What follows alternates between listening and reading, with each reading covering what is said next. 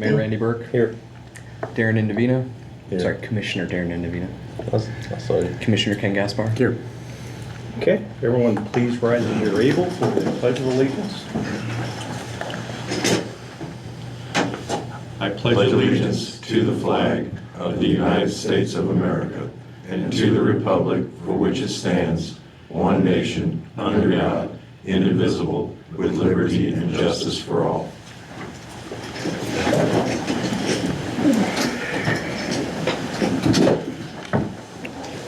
Okay, any issues on the agenda from the commissioners? I have no issues myself. I move that we approve the agenda. Second. Call the roll. Mayor Randy Burke. Yes. Commissioner Ken Gaspar. Aye. Commissioner Darren Indovino. All right. Okay, we'll move into a regular business and discussion of the TAP sidewalk project. Staff. Kevin? Any reminders of the TAP project, what we're talking about here, the sidewalks, or everybody's good with the project we're focused on? So we covered last. That's correct. Okay, yep.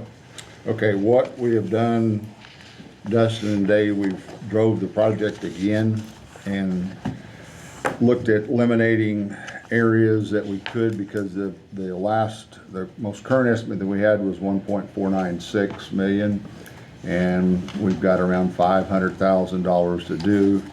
The project based on the TAP application, so we've taken out a bunch of scope of work and talked with the consultant last Friday, and just got to go through the list and try to get this down.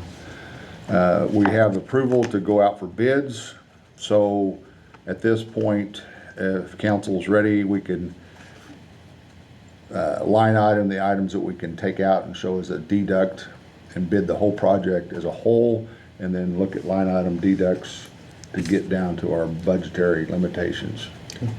Well, is the goal to get down to 500,000, or it should be to get the worst parts? Both. Yes. So we have to get it down. The main objective is to replace the sidewalks. Okay. The bad sidewalks, and we're still, the project's limits haven't changed. We're from 2nd to 8th Street. 5th Street, we've already done both sides. We've done one side of 4th Street. So we're getting the center city areas south of county down to Bond, the north and south streets, and picking up any ADA ramps in those block areas that we need to replace. We've already removed some trees. The major trees, haven't removed all of them in that area. But we're basically weaning out the pieces that's already been done. There's been some property owners that's replaced sidewalks that they're still good, so there's no reason to replace them again. Over by the church, they've done a lot in the last, since they did their project a couple of years ago, so we're making sure those areas are out. If we've got good ADA ramps, we're leaving those. Dave's replaced those, part of the 4th Street sidewalk, so we're just trying to cut the cost down so we can stay within our budget and still get the sidewalks done. Correct. And so with that being said, we could realistically go out for bids in probably a couple of weeks, open bids in 30 days, and but take all the deducts, and so it'll be in a list of what will get pulled out once we open a base bid. If we're over budget, which I believe we will be, we'll start knocking things down. There's some items like the striping and relocating the stop signs. Dave's crew, we talked about him, the city guys doing that, because there's a lot of dollars in these crosswalks that, we've been used to doing those for years, so there's no reason not to keep that in the city's scope of work. So it's items like that we're looking at deleting to stay down to the budget. Kevin, when were we awarded the TAP grant? Do you remember off the top of your head? I think it was a 23. 23? Sounds right. Okay, so it's been on the books for, all right, okay. good deal. Yeah. So in the budgetary numbers we've got for the sidewalks, we had $130,000 of our share budgeted in there. The total app was 600 and some $1,000. And it was 80/20, so I think we're just a tad under 500, but I can't remember the exact number. So it's all been in central Monett, bounded on the north by county. That's what we, okay. County south to Bond. Yeah, we're not doing, I mean, the post office is in the scope, but they've got good sidewalks in there. And you get into a little different deal because it's the government stuff, so we just stay clear of that. Let them be responsible for their sidewalks, which are still good. Yeah. You know, there's just, if you drive around all these streets again, and we want to get rid of the worst areas or the stuff that we don't have sidewalks in, or they're all covered up, so. And then MoDOT's already been discussed, or Garrett's already talked to MoDOT about deleting some of these items to stay within the budget. So we just have to give them a list and get their approval that we can do this. And the bid packet, is that coming from you or is that another? That's from CDW. Okay. They've already got the bid packets. I've got a copy at my office if you want to look at it. Okay. But it's all put together, ready to go. The bid schedules, it's ready to go out for bids, really. Just put the date in there. So it's not a vote today, but staff is recommending we go ahead and send out the bid packet. You will vote, obviously, on the contract, but I think we're ready to send it out. Is that correct, Kevin? Yeah. We had $494,000. This was August of '23 when this is part of the application. We had $123,000 in the city's participation, and we've got a budget of $130,000. So. All right, see so what it's happens. target improvement based on it costing more than the original grant from 2023. Yeah, yeah, and as you know, unit prices on things have gone, I'm gonna say stupid, but they have. Everything has gone up, so, Yeah. and there's, depending on how many TAP projects are out there, which is quite a few, you know, those unit prices are going up, and there's really nothing we can do about that. I wish we could still use our own resources to do sidewalks like we did, but MoDOT has not agreed to that. And other cities are facing the same thing, Yeah. you know, with the Take less for budget. more. Yeah. I don't know if this is doable, but the question is, where is the worst areas right now that we're targeting? Is there any specific areas, or is just? 8th Street, parts of 7th south of the church. Yes. There's pieces over on 1st Street, 3rd Street. I mean, you can go out on every street and there's pieces that's where we cut down some of these old sweet gum trees that's heaved the sidewalks up a foot. And so, you know, you're trying to replace those, and we've got some bad at 1st and Bond and 2nd and Bond. The sidewalk is this high above the top of the curb, so you've got to get an 80 ramp, so you've got to cut this dirt down and you've got to slope it back at the 1 and 12% to keep that ramp in there, or 5% is what they like to see. So you've got some special conditions that, you know, we're trying to work around to get them to fit the ADA stuff, and you got to put the truncated domes, and those things have gone So up in that's where price. that's where the bid is coming in for sidewalks that are beyond the capability of the street department. Oh, no. None of this is not beyond their capability. In fact, they're 10 times better than a lot of the contract. I'll rephrase that. Good call. They're substantially better than some of the contractors that's out there doing sidewalks. Okay. Now, we've had some good contractors in town doing our sidewalk projects in the past, because we've contracted out 3 different projects, if I remember right, Dave or Ford. Where were we at? 3, I think we've done in the past. Bennett, Thad, and AT Urban. not AT Urban, Danny Yates.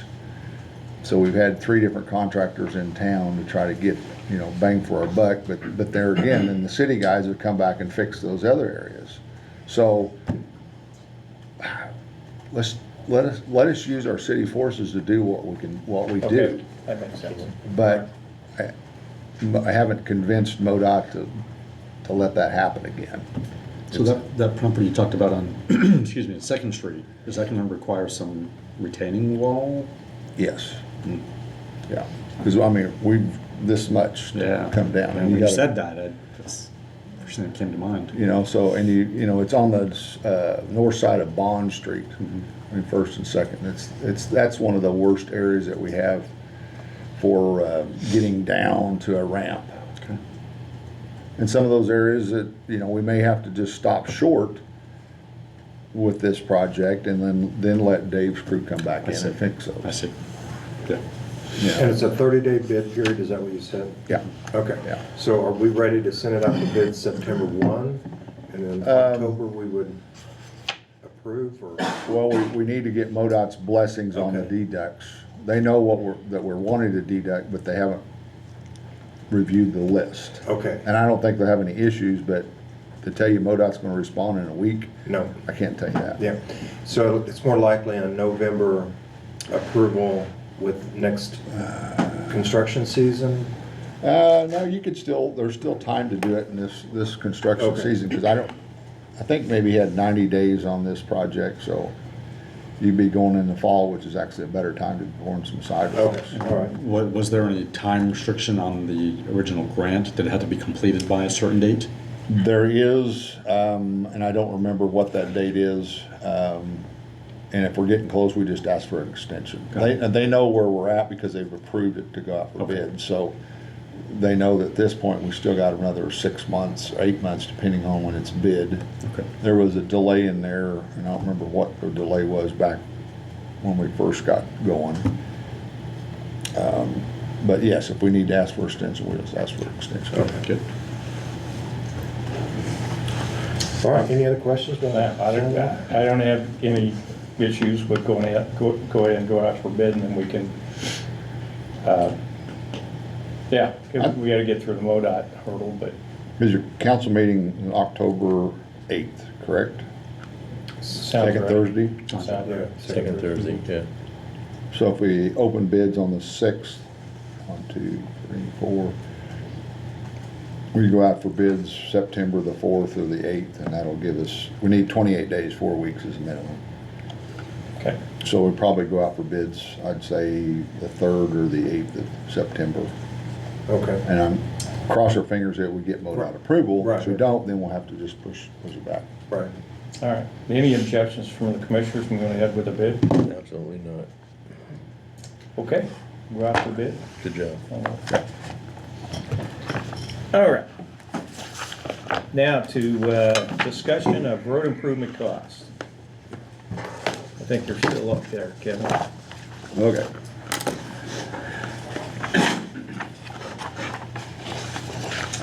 Thank you, sir. Thank you, sir.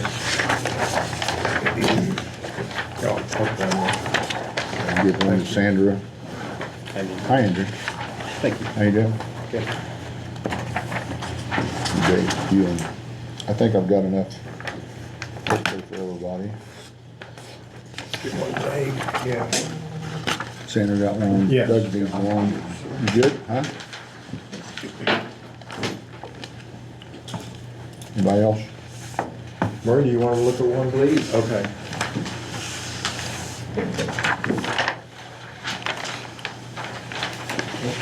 Okay, this is a summary sheet. There's a bigger spreadsheet that how these numbers are built. If you want, everybody wants to look at the bigger picture of this is kind of condensed version. And I made this a little larger print for some of us older challenged eyes. Thank you. Thank you. No comment. So what Sandra and I have been doing is we got in the line that says approved 26-27 budget.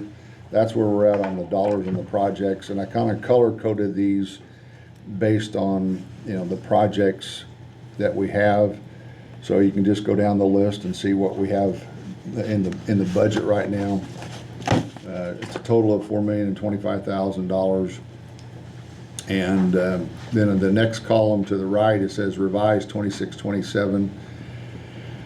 And I can go into any details on any of these projects if you want to, but this is kind of what the projection for Chapel Drive. We had $2 million budgeted based on our time frame where we're at. I'm guesstimating that we'll spend $1 million out of that too. And then First and Broadway, that's actually coming out of the picture because of the delay in Central Avenue project. That was the storm sewer that Dave's crew was going to do to replace it across Broadway at First Street. And then the So mill. that's delayed until Yes, until Central. Central. Then Broadway, Mill and Fill, that was from 2nd to 13th Street. Still working with Blevins. I think we talked about that Tuesday at the ops meeting, but I did talk to Scott this morning, and he gave me his breakdown of numbers, and his bid prices from that we were want to piggyback on from MoDOT were based on production, because he's doing US 60, so they can get a lot milled and filled in a day. So when he looked at his numbers, and that's what we've been going back and forth with for a month now, there may have to be some adjustments to his unit prices on certain items for Broadway to get it within the budget that we have set aside. There was a list that Dave put together of what was going to happen, so we're looking at maybe reducing the length of the mill and fill on Broadway from maybe 2nd or 3rd to 8th or 9th versus all the way down to 13th Street, but unless you want to go over budget. So, but trying to stay within this, had 300,000 and I put 350. I don't know at this time right now if we can stay within that. I don't think we can to get it from the limits from 2nd to 13th Street. But you're calculating 2nd to 13th. I understand it may be more than that, at 350,000. Yes. We're still keeping the scope of work 2nd to 13th right now. Trying to, Okay. and see where that dollar comes in, Yeah. then based on what Scott's telling me, he can't do it for that. Okay. But I don't know the exact numbers at this time. So my question is should not be perceived as me not in favor of the mill and fill option, but just out of curiosity, why are we not just chip sealing it like all other streets? It has been so many years that pavement is, we did that project in 2000. Sounds right. Ish, somewhere in there. Then we did there was a micro seal in there at one time. Been micro sealed 3 times. 3 times. America, freedom is. So we're at the point that, it's starting to deteriorate to a point that it really needs to be taken up and put a new fresh asphalt course down that's basically that'll last. Yeah. And it's And then about we base can- for chip and seal. Yeah, Right. Prior administrations didn't want Broadway ever chip and sealed. It was not Kicking to up be- the it was rocks not to and be the rough considered surface. Because of the businesses. yeah. All right, so because that's one of the things that's causes we need to do more. And striping will still have to be in this project too, which would probably be, we use a local contractor to do the striping, but there's all these numbers that fall into place. Striping for Scott on the highway is a whole lot different story than coming down on Broadway and striping all the pavement, all the parking stalls. So he's got to look at his cost and make sure that, he's not in the red on his numbers. The asphalt, we're good on that price, but when he starts adding everything up because of the production rate that he's going to hit, then something's got to adjust. So the mill and fill will also include the parking spots down there on Broadway? Just Oh, so- yeah, along Just the Broadway, whole- yes, curb to curb, yeah. Okay, Yeah. curb. All right. Okay, Cleveland, 9th to 13th, MoDOT did that, thank you, MoDOT. Jerome Lane, we still got that in there as part of the project. Then 2230 and 1090. This year, we had 10,000 budgeted. What I'm showing is 590 in that line item. And then we've got an estimated Monett Special Road District, which what they had said before was $100,000. The council has approved the development of the plans for that project, which we have layouts done. We've already talked to the 4 property owners. We still need to talk to Liberty about the pole at the northeast corner, because it's going to have to move if we do that that northeast corner. That property owner is not in favor of doing much over on their corner, because there'd be a big ditch in front of their corner. So we're You're talking still, about on the northeast corner? yes. Okay. He's the most, they're the most affected by They're that the project. closest, right, Yes. yeah. So that's kind of the estimated numbers that I'm putting in there for that. We get into the green. We have budgeted the 230 for the design and surveys. That just pulls right over. And then I've got an estimated amount for the right-of-way acquisition, which the Rick Minks met with the property owners on Tuesday.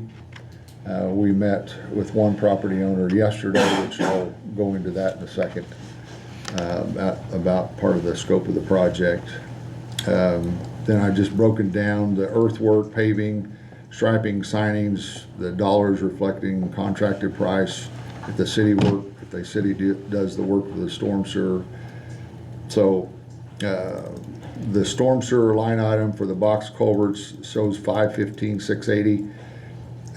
That's if it was contracted out, so I'm waiting on unit prices to come back from, there's 2 different vendors, Skurlock's one, and there's actually 2 other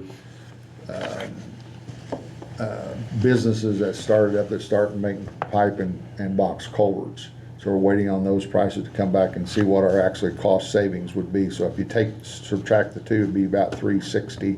So forgive me, all the color coding, that's just a grouping? Yes. So all the green is related to the connector road? Correct. Okay, thank you. Yep.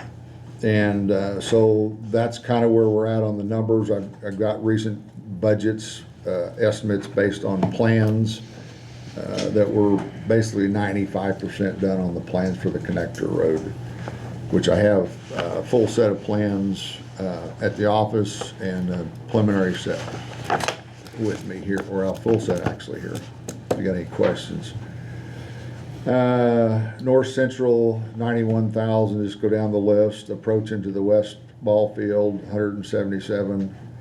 Then the entrance into field 6, you notice there's no dollar amount listed there.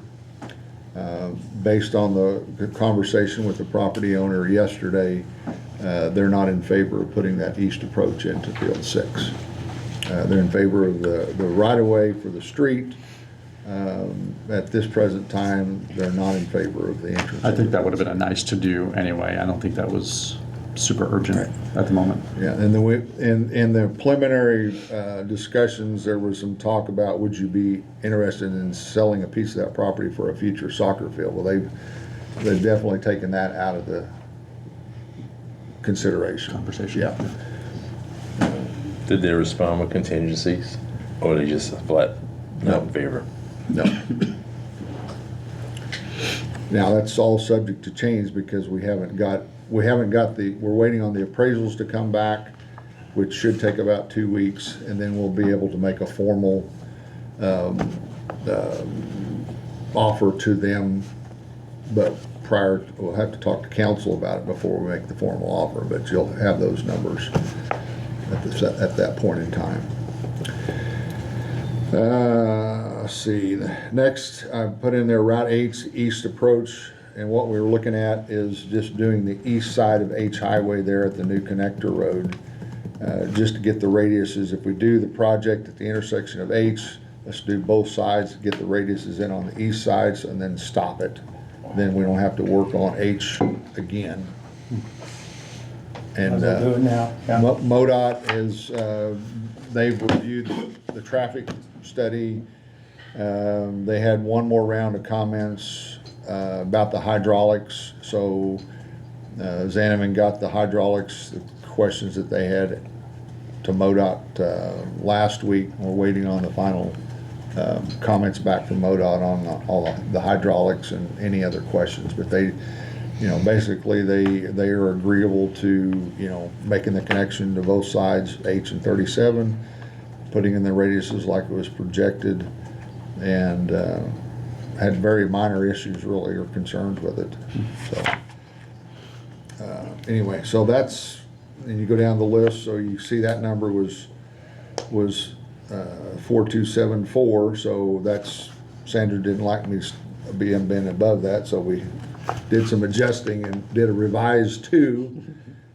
So Then I don't see where we pulled down the numbers where we have use tax for Chapel Drive. that is in the,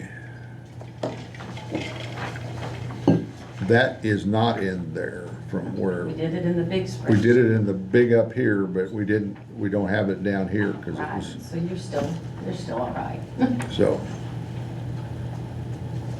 And that's, and then, yeah, so she's still got use tax dollars, it's, right? Yeah. That falls into there. So when you look at the revised numbers that I got, you know, I'm at 96,000.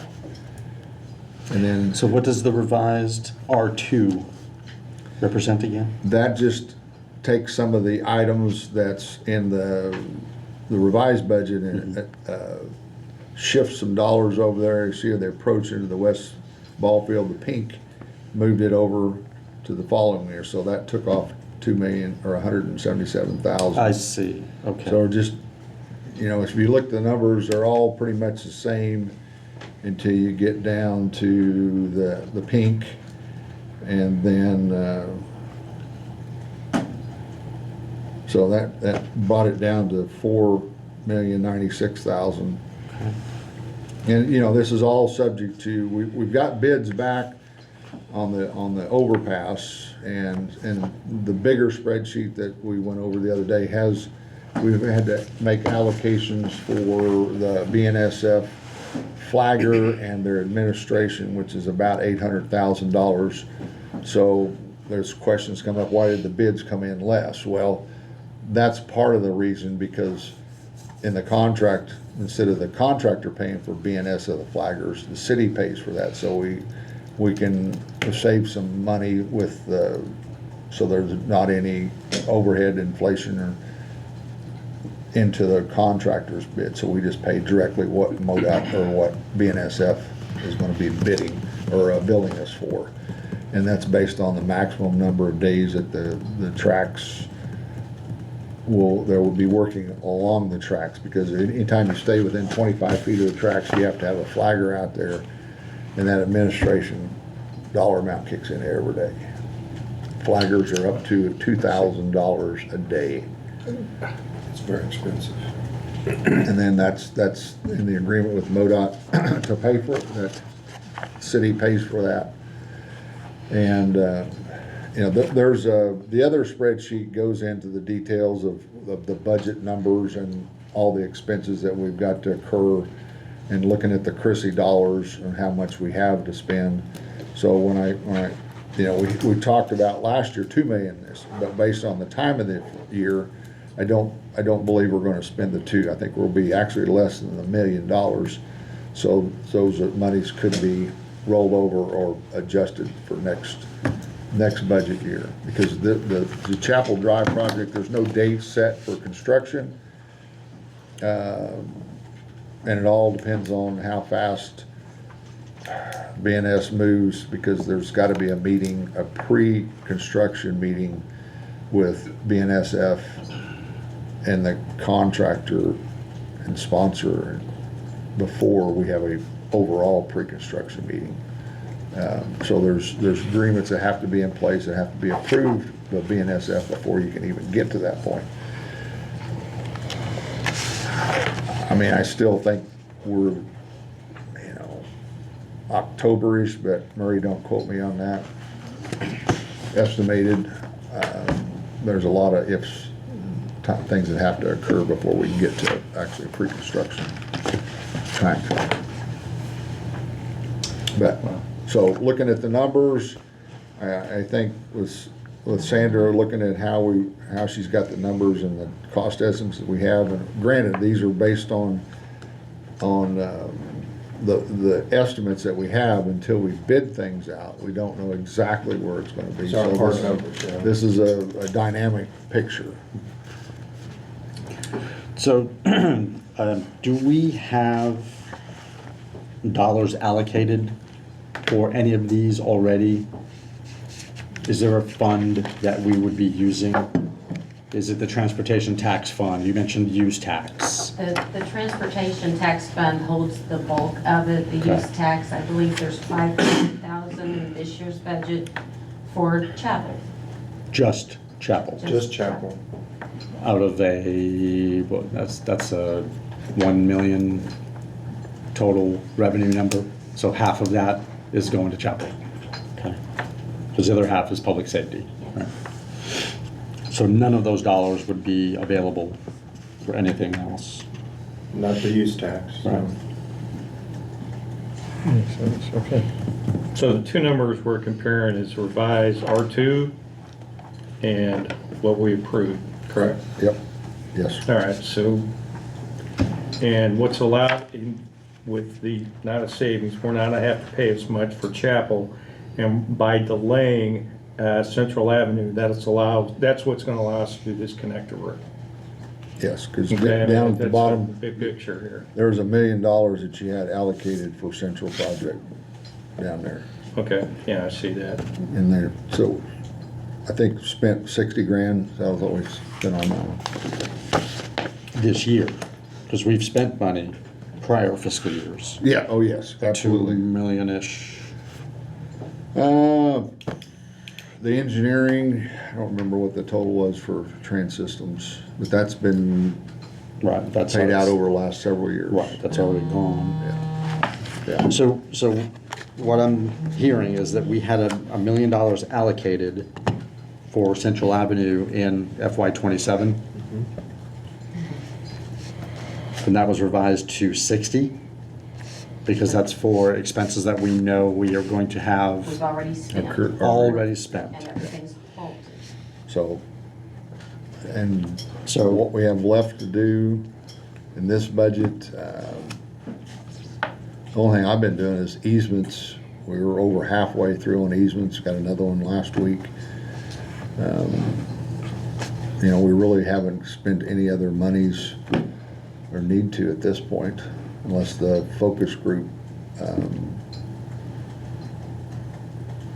still need to check with John Baxter and see where we're at on that. Yeah, the focus groups are completed, now it's going to the council with the three options. You just need to revisit with the council. So that leaves 940,000 from Central Avenue allocation to put against a $1.7 million spend for the connector road. Yes, but also half of Chapel Drive. Half of Chapel Drive, so that's a credit here of $1 million.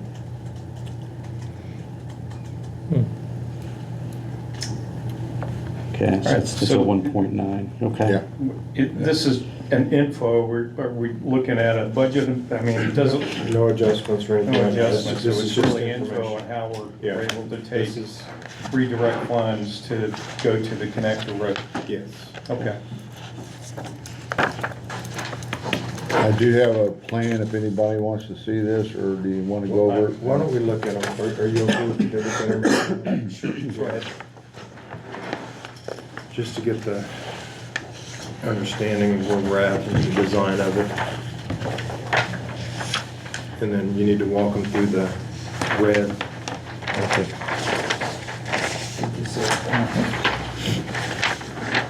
You need to get Kim on. Pick me. Okay, this is just sheet 5 in the set. I've got a full set here for the project. This is just kind of an overview of the right-of-way plan to show where we're at this point in time. This is tentative right-of-way. And like I said, the property owners 2, 3, and 4 have been talked to Rick Minks about looking at the property, and he's putting together the appraisal of these properties that we'll have in a couple of weeks. But this is basically the tentative route. The part that's in red, has been deleted from the project based on the conversations with the property owner yesterday. And Talk to him about the west side and that small connector road that goes into the park. the little piece that goes into that park, it is a separate line item on the cost estimate, which it has a value. The design looked at a box culvert in there, but just based on the hydraulics and what was going on, the current design is for a low water crossing, and I don't remember the size of the culverts, but That could be a cost savings not to do anything there, though. And not add that entrance there. MoDOT's okay with that? well, it's off. They're not. Oh, it's at the entrance itself. Yeah. This little Not piece right here. 37. Right. Right, not 37. Yeah, we wouldn't be messing with That anything out here. small entrance that comes into the parking lots. We're talking here? Yes, this little piece. Thank you. Okay, Yeah. okay. And so, This one right so the here. cost estimate splits out the north and the south sides into dollars, so we can see how that's allocated. This is gonna be removed. Which, it's the north 1075 central is 91.5. Okay. And then approaching the ball field, those two, the light blue and the pink together, those are the separate costs for each side of that intersection, or coming onto the connector road. So, you know, and as I showed on this revised estimate, I did pull that over to next year if we need to look at it could always be done at a later date. Okay. I mean, the essential part, I guess, is from A to B, from 37 to H Highway, is getting the road built first. So the issues that we had in the past with water coming around Field 6, across Field 5, and right through Field 4, those have been resolved for the most part, right? With As the- far as I know, we with the opened up, earthwork. there was a channel issue right where this drainage comes into the ditch, and we fixed that. Right, it was widened. We went all the way to the highway. Yeah. Yeah, we did, didn't we? So, Okay, yeah. so now there's potentially, well, there's more water, but it's coming through quicker. So for that parking lot entrance issue, the water issues of the past shouldn't be present today to be affecting this. We haven't had any since we did Right. Yeah. that Yeah. last round Okay. of work that we did Yeah. 2 years ago. Okay, I'm just, just making sure that we're not gonna wash out anything. I don't know how much we're gonna accomplish putting an entrance into the lower parking lot anyway, to be honest with you. You still got the bottleneck when you come out to the highway, right in here, when you start trying to have to split traffic here. Because we have this entrance still. Cemetery. Oh, wait, I'm sorry, yes, okay, that's the cemetery. This is really faint. Yeah, Okay. I drew on mine so I can No, see. but that's right, that's the new entrance Yeah. we just modified. Yes. Okay, so there'd be that's not an entrance here, it's just here. Right. Right? That's not. You don't have it, yep, okay, There's the field and the entrances. right, Yeah. okay, This is cemetery. yep. So we're not gaining, or if we cut that out, we wouldn't gain any entrances, but we're gaining a road, connector road. The only thing, I don't disagree with you, Dave. I would think if we don't do that, maybe we consider a widening of this road here. That's really like single lane, the one that goes right along Field 1 into the lower parking lot. Yes, Yeah. and that's why that, it's just really not going to. Yeah, so food for thought. So we have the option now in the future to put this in there for future Correct. use. All right, I want to appreciate all the staff work on this, because the guidance that council gave you a couple of months ago was, all right, we're going to shift, and we're going to go to, as our second priority instead of Central, is now the North Connector Road. And it seems like we've been able to figure that out financially, so we don't have to make substantial changes to this year's budget. So I appreciate that. Any more questions on this, or comments by commissioners on this item? This is I not got everything. entrance, you said, right? No, that's drainage. This is the entrance. Yeah, but what we're talking about cutting out is right there, Right. going that way. Okay, thank you. The only questions I would have would be related to Central. Any word on the options that we were given and them whittling it down? And what's next? We were going from the roundabout to a list of 11 or 12 other options, and we whittled that down to Three. Three. So that's what has to come back to council, and it's now in council's court to decide of those three, what do you want to do? right, because we haven't talked about it since No. the whittling down. Yeah, So what's next? We would bring that back to council, Okay. and we can bring that to the next workshop. Okay. This is gonna belabor the conversation, sorry, not sorry, but with us reallocating nearly $1 million away from the Central Avenue project, how long is it gonna take us to recoup those funds to be able to do the Central Avenue project? Depends on what option you choose, because there was one basic option that was really leaving it configured like it is with a little bit of, I think, mill and fill in there. The other takes acquisition of property and Okay. some widening in there. Just depends on the option when it would Okay. be feasible to do that project. Yeah, Am I when right, we have Ken? that discussion, it'll be dollar signs in the discussion. Right. All right. But yes, we can bring that back to the table for council to begin considering those things. So Okay. Thank you. I will do that next work session. Thank you. All right, let's move on to the next item, First Street permanent closure. Kevin? Are you on this? Everyone This looks was- surprised. Yeah, this was part of the, and I may be needing to be corrected here, but I believe this was part of the central project. We were gonna Yes. close down First Street. It currently is closed down with what I would call temporary closure. I've asked Dave Dunn and Kevin to get together, give some options about if council wants to keep this road closed, then let's turn it into a dead-end street. And so down on Bond, Dave and his crew would put a dead-end sign there. And then as you go north, those white reflectors, those are the white reflectors that are bolted into the ground that stand. So if you're coming down Central, can a car, vehicle go through those white reflectors? Absolutely. We talked about some other options, but staff has recommended this.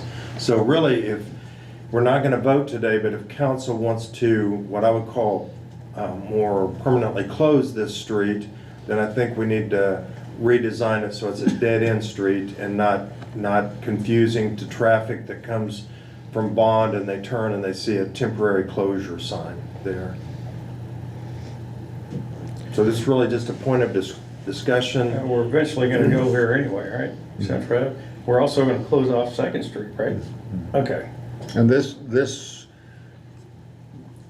it's been closed now for about 1.5 years since we put to the sewer, and the storm sewer fell in. Dave's fixed that. Yep. But Mike, I've talked to him several times across the road, and it's been a whole lot better since the road's been closed. He's had less issues with people, traffic concerns and close calls on wrecks. So he's really enjoyed the fact that it's been closed and the people's not cutting across And there. then the map doesn't show it, but Edward Jones is there on the corner of Kale. Correct. And it seems to me, based on my observation, is that it doesn't impact that business from a parking perspective or a traffic issue. No, they're traffic entrance from Kale. Yeah, I understand. Yeah. Well, So, It'll also look better and I think be clear to traffic that it is a closed road. Is there people moving barricades and going through them and? Yeah. It's the same setup that's out there at Lowe's, laying on the north side of Highway 60. Yeah, is there any issues from a trash pickup or more important, access Fire, or fire? We can access from the Bond Street, sir. Okay. trash. No, it's more aesthetically pleasing, and all the materials that we would buy to do this are recoverable. So when we do the Central Avenue project, It's a savings there. Okay. we're not losing anything, it just would be returned to stock. And I don't know how long this quote is good for, but Dave got us this quote of about $1,700. Okay. Any business concerns? Isn't, what's that, Discount Auto Glass, that's on Second, correct? Yeah, these are all residential. Residential. And then from Bond South, is it gonna be a road still Yes, to Broadway? yeah, yeah, So just that part, okay? yeah. So if council's good, we'll bring that to the next council meeting for approval.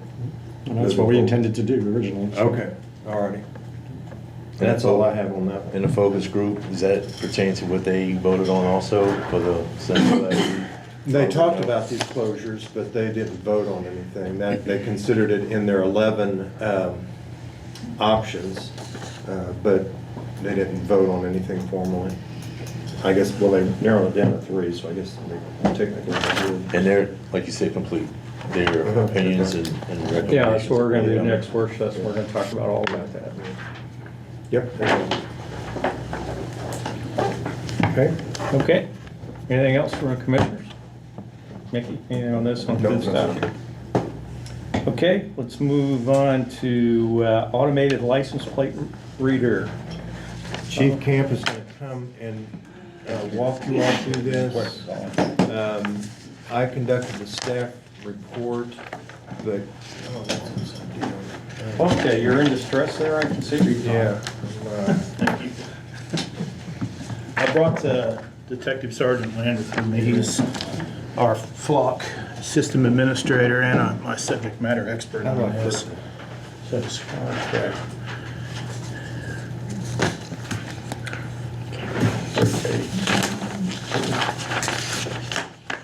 You rotate button on this. So Chief Camp put If you- together, Do you know how to rotate it? no, I don't. Okay, those 2 right arrows.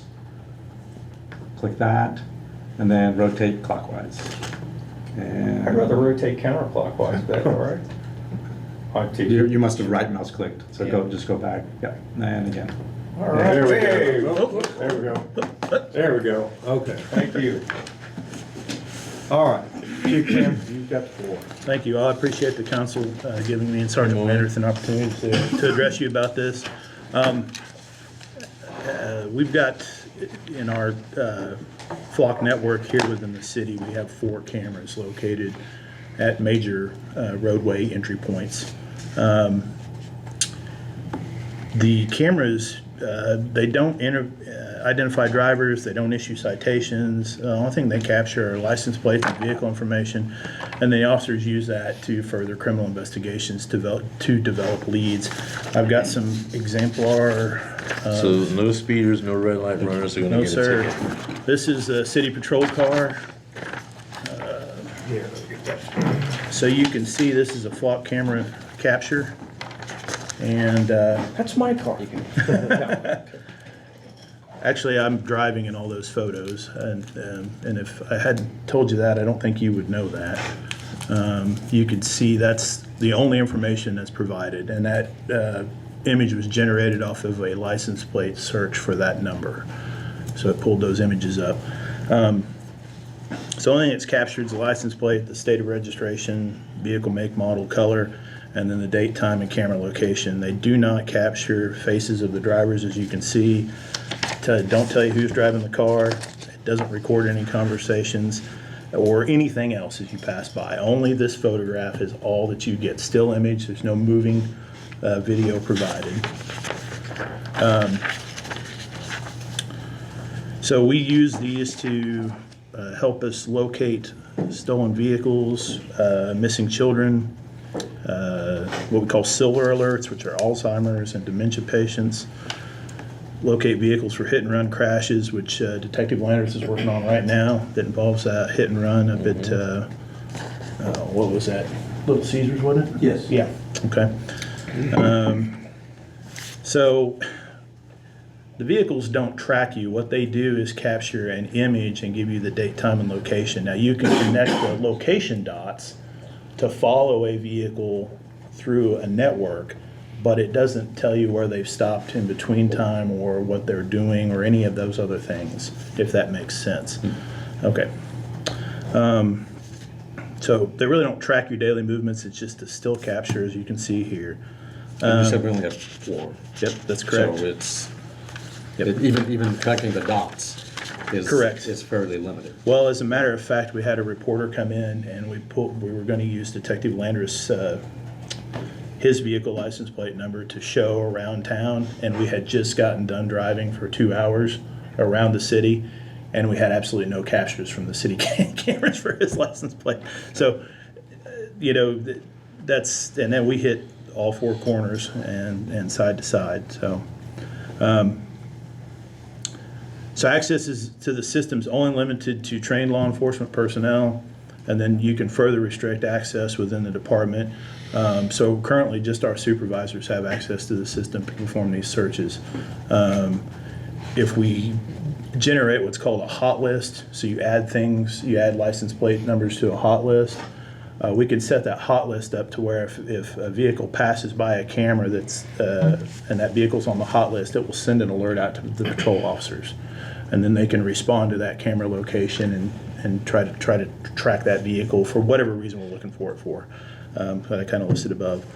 And you would only add somebody to a hot list if you needed Amber Alert, those kinds of items. Yes, that's correct. Right. Yeah, if they were involved if that vehicle and that vehicle information was involved. Some kind of criminal activity. Criminal activity, yeah. All right. So the camera doesn't do, if a vehicle is tagged on the hot list or through a flock, it's still incumbent upon the officer to make the decision whether to stop that car. Is that the vehicle that we're looking for?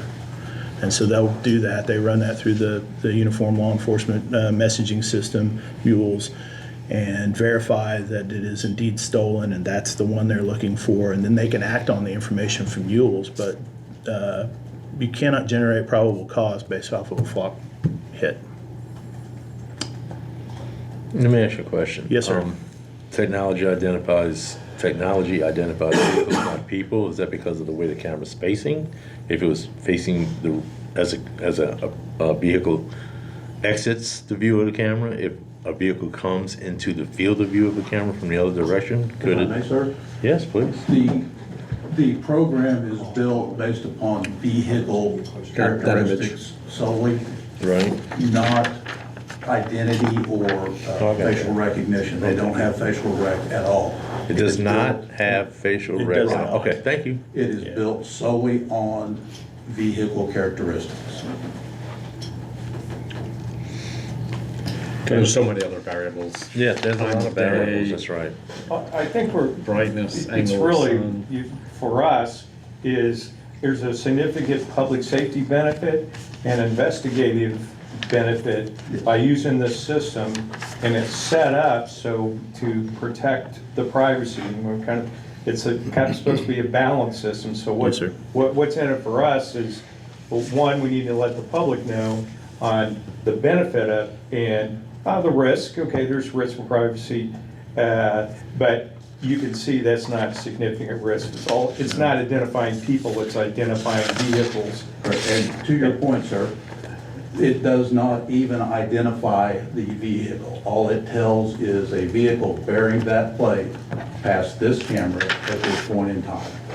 So in order to find out who that plate belongs to requires a separate step for us to run it through Let you take this one, since it's computer on system or statewide. Okay, system. so it doesn't really tell us. shortens your response time Correct. and all this data, because we know quick response for some of the things you were talking about, Chief, is essential. Yes, sir.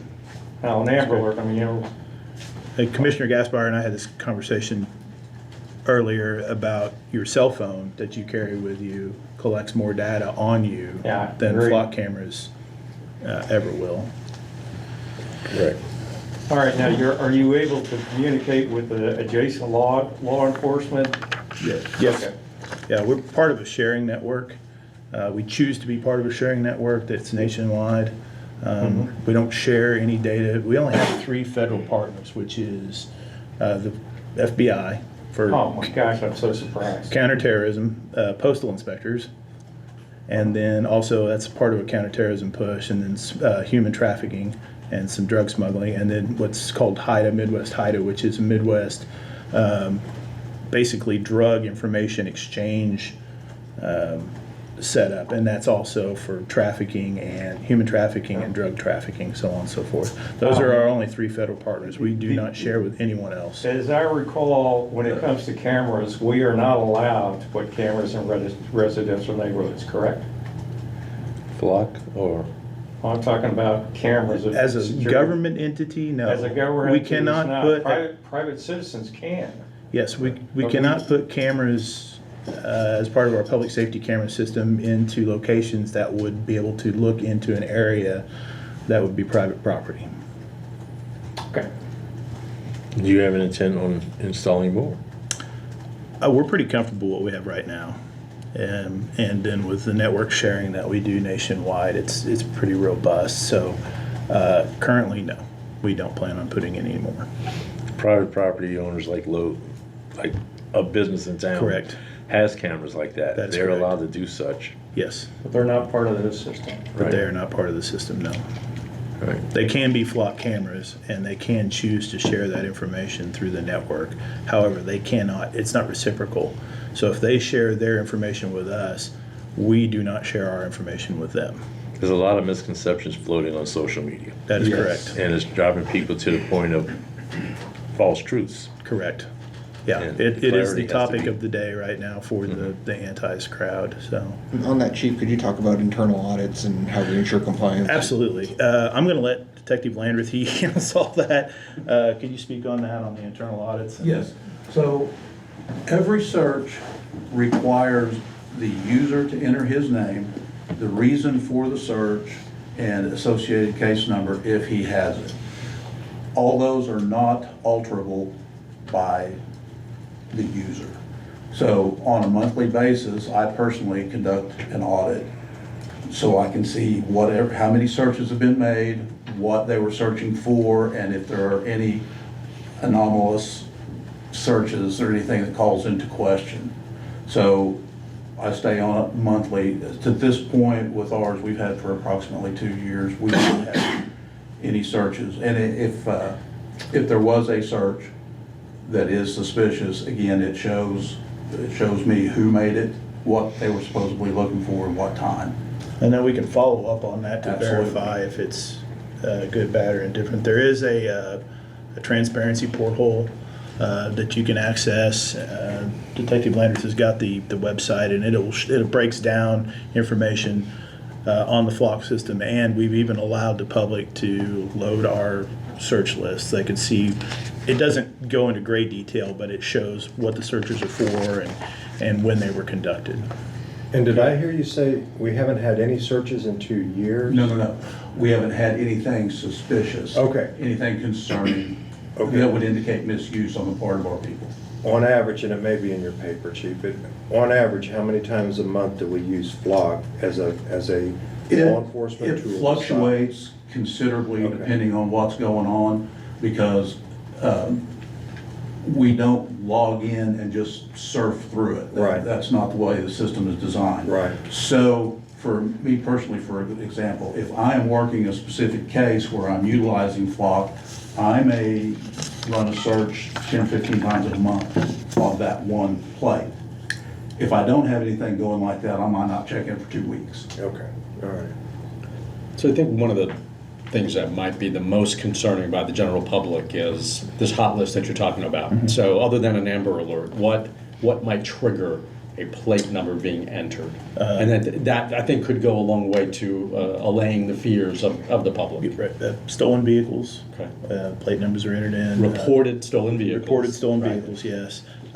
Vehicles involved in hit and run collisions, specifically ones that involve injury. is kind of the view we take.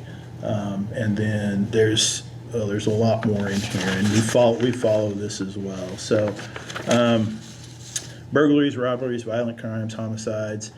Some jurisdictions enter vehicle pursuits, and so that would give an officer an idea. Basically, it's a public safety measure. You stop chasing them, put the plate in there, and maybe someone else down the road will be able to get them in a position where they can stop them. And then some jurisdictions do wanted people based on their warrant lists. We tried that and found that it was not very successful because most of our people that are wanted don't drive cars. So we quit doing that. So to answer your question, this list here is pretty comprehensive for us. That's on page 2 there, the packet. So thank you. Yeah, I've got it up there. Thank you very much. Yep.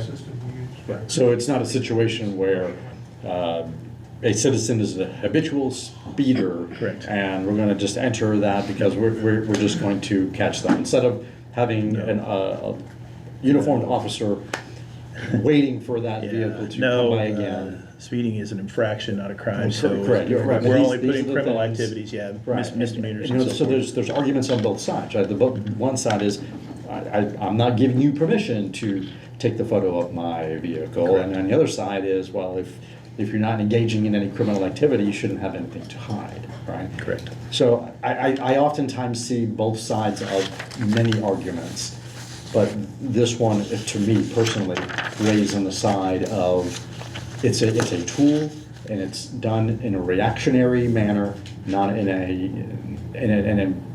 a way that's going to impede, a citizen moving about normally. That is a perfect Perfect. way to look at Yeah. it. It generates investigative leads. Yeah. It does not eliminate the need for an officer to independently Right. verify. So the hot list that was mentioned, so if I work a stolen vehicle case, I put that information into our system. Sure. So if there's a mistake or anything, that's on me. So the guy on the other end that gets that hit is trusting some anonymous schmuck in Monett, Missouri who's done that. So it's incumbent upon him to develop his sufficient probable cause on his own to take further action. And that's another good point too, is that I would imagine that a lot of these violators are not staying within the community in which they're engaging in the crime. And if I could speak to that briefly. Yeah. And I've mentioned this before, when I was a young cop a long time ago, Monett crime was committed by Monett people. We live in a far more mobile society now, and that's no longer the case. You would be surprised at how many criminals that we work in Monett. Yeah. We also deal with Nixa PD. They could be our sister city. For some reason, we work with them quite a bit for our criminals. One of the examples I wanted to use was some of the cars that were broken into at the YMCA. Those crimes were committed by an organized group out of South Texas. And their MO is they hit towns like Monett that have YMCA's. They hit the parking lot because wealthy women go to the parking lot, they leave their purses in the car and go inside because they don't want to use the locker. They roll in, shatter the window, grab the purse, less than 60 seconds, and they're gone. We would never find these people without the benefit of flock that has tracked them back down to their lair, and that case is currently ongoing. Thank you. And you have Appreciate other that. cameras in town all over. I mean, you have intersection cameras all over town. Yes. And I can't quote them how many, but I know you have a numerous amount. The big difference there is the flock cameras are vehicle specific, and they give us much better pictures of clearly defined license plates. Yep. License plates only, not who it's registered to, not how fast It it's doesn't going, check back through just the that picture. registration system. And this technology is used in, I'll say, normal everyday life, in a sense where at Northwest Arkansas Airport, they now no longer have a parking lot attendant. Every vehicle that goes through will have a license plate reader, and you have to enroll, and you will be charged electronically. Toll booths, the same. Right. Same way. So the technology is the same. And I'm not up on the toll booth stuff. I have passed through those and received the bill in the mail. Yeah. Ours are not that way. Yeah. Without someone manually taking that image and utilizing a separate technology to determine who the plate will Who the run. plate And will as be to. Chief Camp alluded, or not alluded, stated, that cell phone data is far more detailed and far There's more. plenty of ways you can be tracked. My 24/7. recommendation to the council on this is we come up with a policy. I mean, you guys are doing all the right things, but, you know, a formal policy on, you know, what it does. And you don't have to get down to the dirty details, that's what I'm talking about, but things we can and cannot use. You guys already got a good policy here, all right? You already got a good policy. What I want to do is formalize it. Okay? And I love that you're auditing it, right? So it's. And that's not a We, council. we have an internal policy for this. I think we share that with council, chief, Okay. and If that's, you- yeah, we don't okay. need to Yes, vote sir. on it, it's a policy. Okay. So it's policy that you follow. Just provide that to you then? Yes, Yes, sir. and we'll Will do. Yeah, if you already got one, that's fine. Yes, sir. And every other, we've checked, other cities that use this all have a policy. Yep. So it's just a matter Yes, sir. of what is that policy? Okay. We're good? Yes, job. thank you. Our policy is already posted on the Transparency law protocol. transparency hub Okay, well, for public I need to go access. look. You're ahead Yes, of the sir. game. You're We will ahead get of you the game. a copy of it. Thank you, gentlemen. Thank you. All right. Good work. Thank you. Appreciate it. Okay, next item, Broadway request. So I was approached by a Broadway business, Great Dave's, I put it in my staff report here. What they're wanting to do is add tables to the front of their facility. This is an inset in front. That's a bike rack that's not bolted down or anything, so they'll remove the bike rack. They would place the tables roughly in this area, the front of the store. And then, again, that one's sideways, but let me get to this. This is AI generated that Great Dave's put together. This is the actual tables put into an AI generated item. That's what it would appear like. It's 3 seats at each at 3 tables. I've spoken with Doug Potts. As long as we're not impeding the traffic on the sidewalk, we don't believe this will do that. We don't see a problem with it, an issue with it. And there's a bit of a recess in the front. The front of the building is set off look, so there's sounds like there's a room for it. There is room for it, yes. They had tables prior to Great Dave's ownership. There were tables out there with previous owners. And then he also wants to designate 2 to 4 parking places out front, parking spaces. The reason why I'm bringing this to council as a special use permit is because if there's other businesses that then come to council and want something done, just like your example, there used to be tables, but was it documented? Was it a documented use? And it will save council. It went through a process. It's a special use permit. You can even put a timeline on it. If you want to say this needs to be renewed in a year, 3 years, 5 years, whatever council decides. But I think we need to begin to document things that we're allowing for special use. So assuming we do allow for parking spaces to be allocated to Great Dave's, is that to be policed? Because No. if there's a sign, the implication is that these spaces are for them and them only. So their desire is to do curbside delivery. Okay, so you'll call in your order. Okay. Somebody will run your order out to one of those designated slots. You'd back out, you'd leave. So it's an in and out. We're not going to police it. Right. I'm not asking chief to police it. Right. It's self-policed. Okay, you're welcome. Thank you. So I'll say thank you. yeah. Well, the 2 to 4 hour limit there, 2 hour parking. Yeah, that's been an issue since I came here. We've talked about that in council, we've talked about that with Monett Main Street. I never realized Again, there's there. I don't expect the police department to police this. We don't have the personnel, nor we can't mark vehicles anymore. So it doesn't make sense. I've asked Monett Main Street if they would take the lead and do we want to remove those or keep those? And no work's been done. So, but back to Dave's request, I think for council's sake, you want some kind of written document. It would be self-policed. It's their, they're preparing a business plan for other potential businesses here in town. Yeah. So there's no vote today. I just really wanted to present this as a item. If there is no concerns, then we'll bring it to council for a formal vote as a special use permit. So as an aside for future consideration and discussion, is the status of the former Galois parking lot?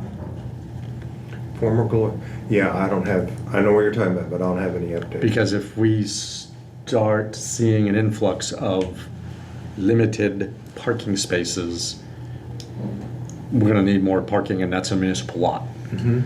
And it would be very good to have that.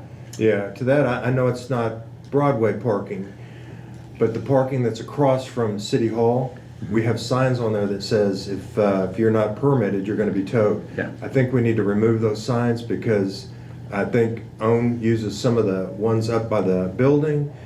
I park there all the time. In a year and a half, I've not been towed, don't want to be towed, okay? So, yeah, but I think we remove those, and Yeah. that's city property. Right. We just name them municipal parking. Right. Yep.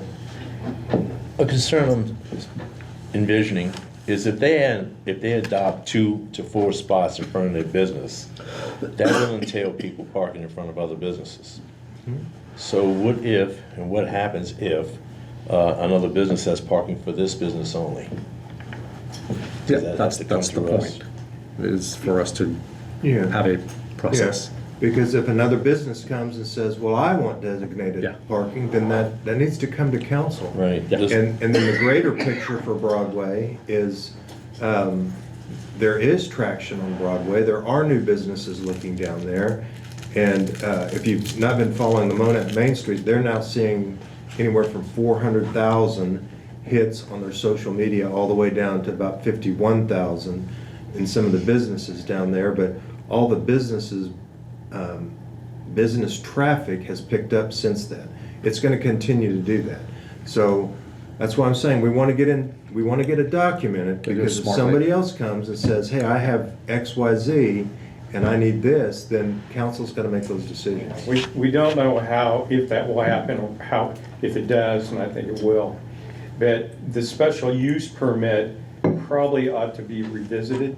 There ought to be some in there where we revisit, because conditions can change, so we don't lock ourselves in. That's correct. Okay. Yeah, there needs to be a clause in there that the special use can be eliminated at any time by council. So in the packet, staff had no objections. Right. Does staff have any concerns?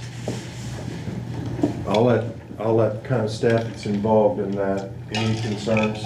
No. About precedent setting? No, generally, so just to give you an idea, in other communities, they have a similar process for especially street parking signage. The understanding is those that obviously businesses do kind of get jealous sometimes. So they'll see that, but that's exactly what the documentation is there for, the idea that every business has an opportunity to petition the city through the special use process and to get some of their own signs. The issue is, a lot of other communities, these are temporary. In other words, that, they'll take a 5-gallon Homer bucket and put a pole in there and fill it with concrete. The idea that they're not necessarily permanently attached in the right of way. If they are, it's something that they obviously should have to pay for. That's it. Okay. Chief, any concerns you have? As long as the special use permit would clearly indicate that we're not going to be enforcing that regulation. I can put that The in. police, thank you. And I think maybe whatever verbiage they put on the sign can maybe indicate that a little bit, please don't park here for, whatever. Yeah. That would be my only concern, is that I wouldn't want a young patrolman to go down there and try to have to negotiate a parking slip. Correct. And we'll put that in the use. Dave, any concerns you have? I don't want to get into installing signs for businesses. Okay, so you're more in favor of a temporary, I'm more in favor of what Doug said, simply because when it is revisited and we decide it doesn't work for us,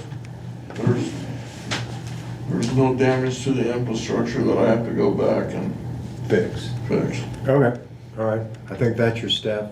That's the staff that's I like really- it. Okay. Yeah, thank you. The only issue we have for the fireside is when Dave does put those tables and chairs out there, that he doesn't block the FDCs or the pump house for the sprinkler system. Yeah. I don't know if those will be bolted in or if they'll Yeah. be removable, but we'll have to have access to the pump house and the FDC, so. Okay, yeah, I see what you're saying. So that would need, should be Which by spelled the- out in the. Which by that photo right there, doesn't look like it because the pump house is on the other side of that signal light and the FDC is on the other side of the signal light. But as long as we have our clearance there, I'm good with it. Do we need to have something specific in the language of the special use permit? A distance, we need Yeah. 2 feet on either It's side? usually 3 feet. 3 feet, okay. 3 feet's all you need? Yep. Okay. Okay. All right, good.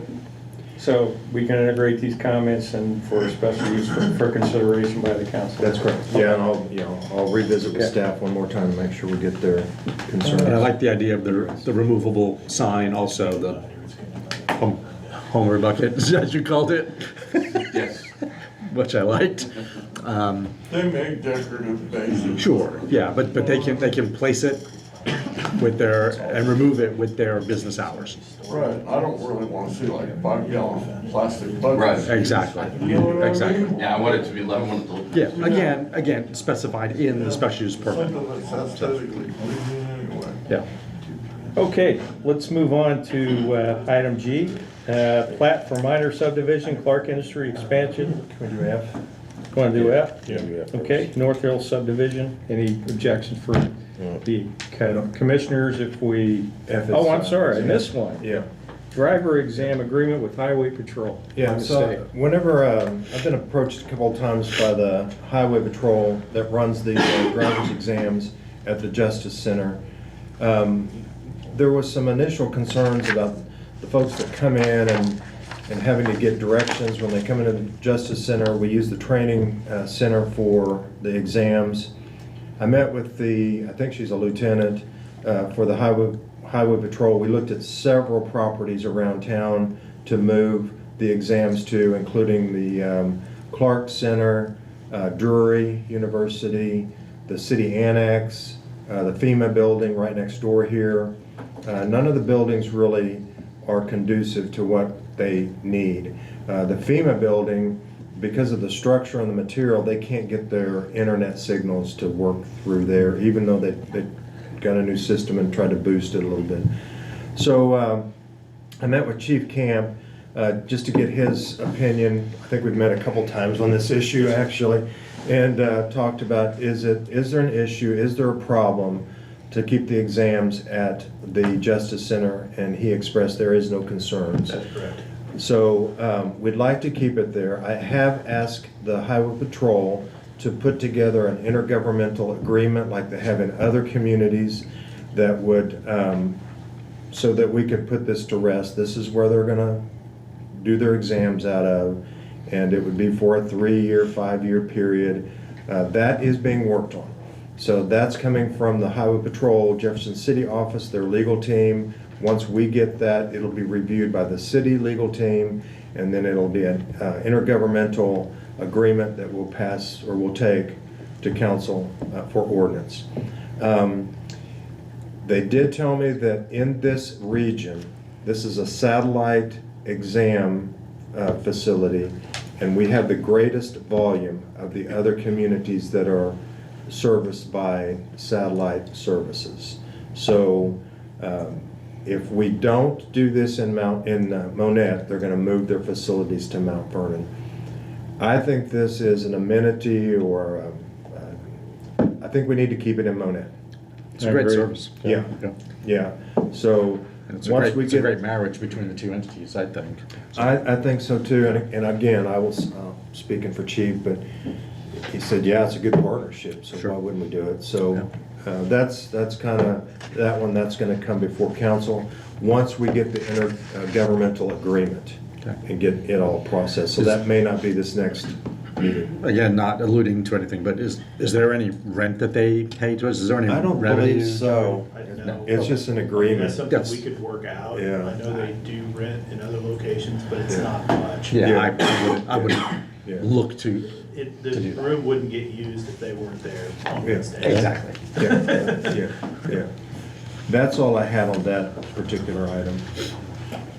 All right, so we're formalizing what we already do, and it's what we do is helps the highway patrol, and it serves a large amount of citizens, not just in Monett, but around. Yeah, that's correct. Is there any objections for moving forward with this? I have none. Okay. The next item is from our community development. You don't trust me to announce the next item? Oh, I'm sorry. Yeah, Well, I screwed up once, jeez. I got Holly. Okay, division plat for minor subdivision, this is Clark Industry expansion.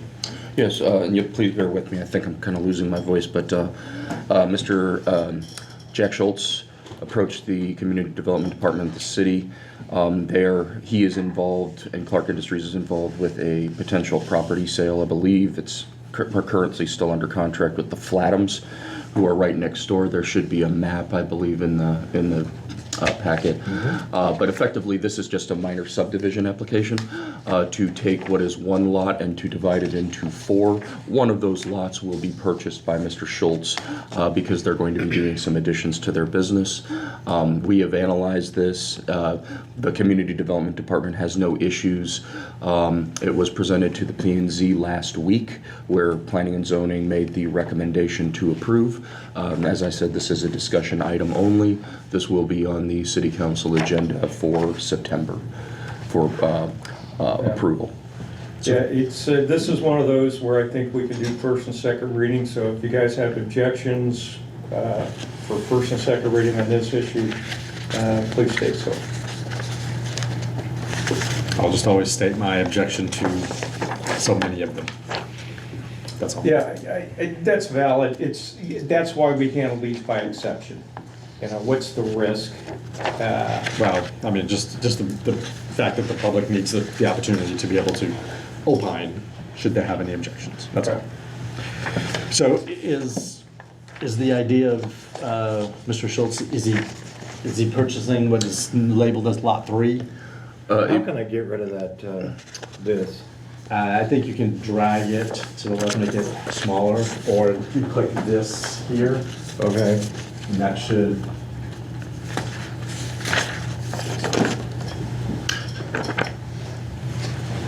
Is it not removing it?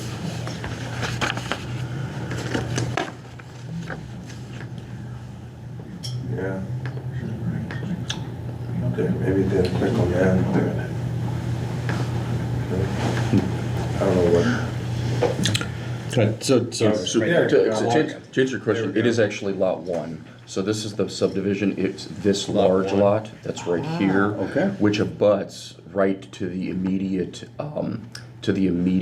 west. I see it now. Yes, Yes, the thank Clark you. Industries. It's Lot 1, it's a subdivision into 4, but it is Lot 1 didn't that I believe see- is the one that is being There's purchased. the compass rose. I Yes. just needed that. Okay. Yep. Okay, very good. Thank This is your lot 1 you're describing? That's correct. Thank you.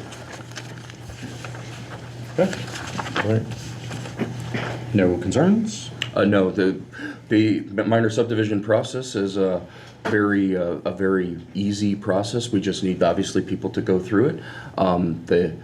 As long as they do that, it's a fairly straightforward thing. The Community Development Department has no objections, and it is cost neutral, as they always are. So we have Now, no. there's like 16 or 17 criteria. The biggest one for me is cost neutral, so that's why I think this is a low risk.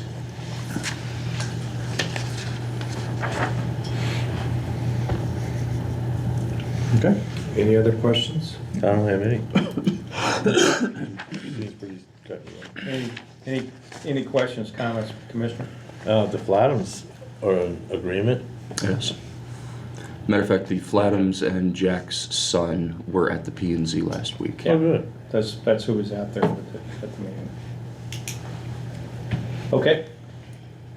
Hearing nothing, we'll move on to North Hill subdivision. So we have received from 3F Land LLC, that's the Vaughns out at North Hills, a petition to receive a 1-year extension for Phase 1B and 1C of North Hills. The 1-year extension, I believe, is the limit of what they can ask for, but specifically they're asking for a little bit more time on the work that's taking place out there. The way to initiate that process is to make a formal petition. This is discussion only, but the letter is before you. And the only item I would add is that if this is something that the council would not have an objection to, we are kind of under a time limit, specifically if it would need to go before you felt that it wasn't just the council, but the P&Z should also see this petition. We have until the end of day today to be able to make the cutoff for the newspaper. So that's the only thing that we're kind of tracking. It's discussion only, but if you felt that P&Z should also be involved in overviewing this petition, we would need to know by end of business today. Do you have a recommendation of what the process should Our recommendation, the Community Development Department's recommendation is to approve of the petition to for an extension. Okay. That would be our recommendation. Obviously, that is not our decision.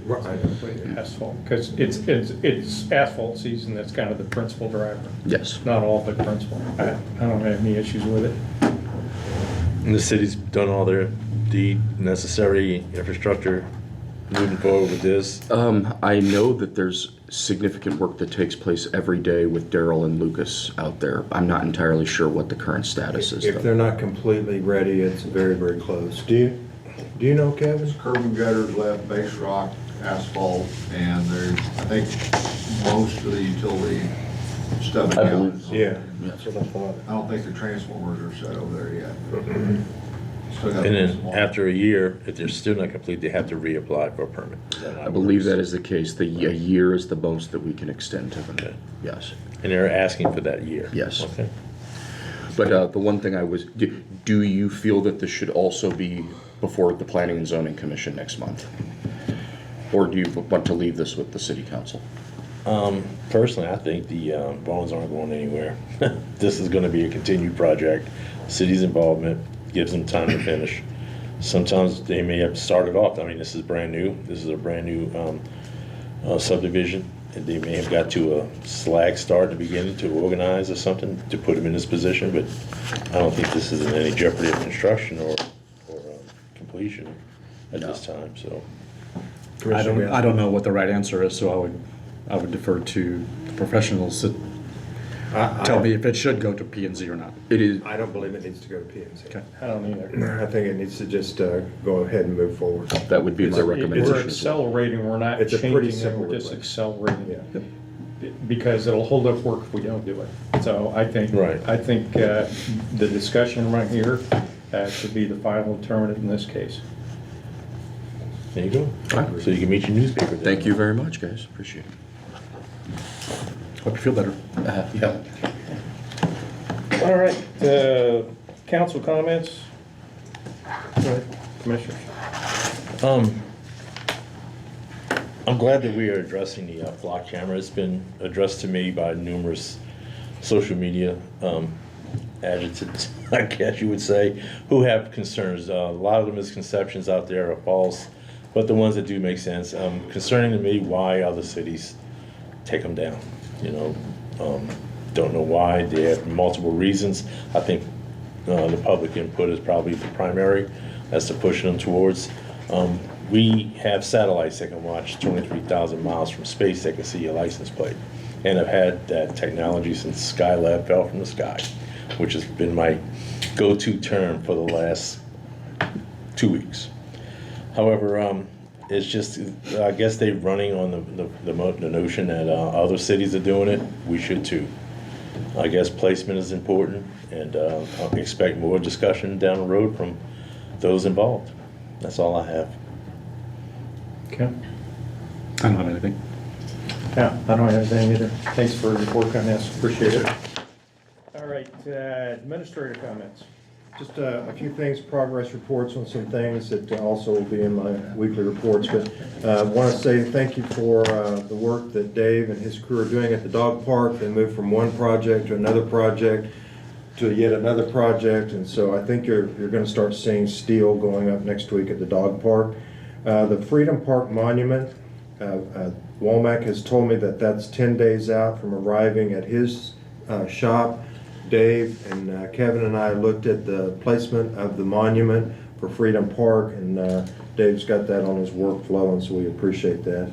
The substation project is continuing on schedule. They are putting up steel, I think, next week, if not at the end of this week.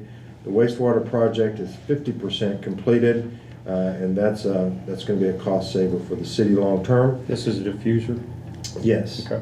The city hangar, the foundation, not the foundation, the footings have been poured, and they're going to pour the rest of the pour, I think, is scheduled for next week, which is moving along. Charter schedule as far as information meetings for the potential charter, drafting of a charter. First one is tonight at the city annex at 6 p.m. So I'll be leading those presentations. Mike and I Do we will have a be there. schedule out on Facebook for the other meetings? We do. Okay, Yeah. thank you. Monett Arts Council, we meet today at 4 o'clock to review our bylaws, so that is moving forward. The Gateway Sign Committee, their first meeting is September 10th, and we'll begin to collect ideas on what they're thinking. There was a project at 17th Street, and the schools asked that that be completed prior to the opening of the school, so Dave and Kevin worked with the contractor, coordinated that work, and it was completed for the first day of school, and so appreciate that. And then we're just seeing a lot of good things happening in all of our departments, so that's just wanted to bring council up to speed on some of those items. Okay, our next regular city council meeting. Invitation. What? I'm sorry. Next regular city council meeting will be September 10th, 6 o'clock here in the annex, the chamber. And our next work session will be September 24th at 9:30 in this room. All right, do I have any motions? Go ahead. So it's city clerk, city administrator, HR, and by virtual as city attorney. Okay, thank you very much. All right, everyone, thank you all for attending. We're going to move into closed session, making a motion that we will convene in a closed session pursuant to 610.021 Missouri State Statute subsections 1, 2, and 3. Today we'll discuss legal, real estate, personnel, invitation, city attorney, city administrator, city clerk, HR, and by teams, city attorney. Second. I'm going to ask for a exception and protocol that we'll just stay in here so that Holly can join us. Okay, very good. Thank you, Dave. We start here. Yeah. Am I not? Oh, and I'm sorry, it's actually Doug too. I'd like the motion that we have Doug Potts, Community Development Director. No second? I'm still seconding. Yes, I was done, just an amendment. Okay. Sorry, Doug. Call a roll. Mayor Randy Burke, Yes. Commissioner Ken Gaspar, Aye. Commissioner Darren Indovina. All right. Okay, I need a potty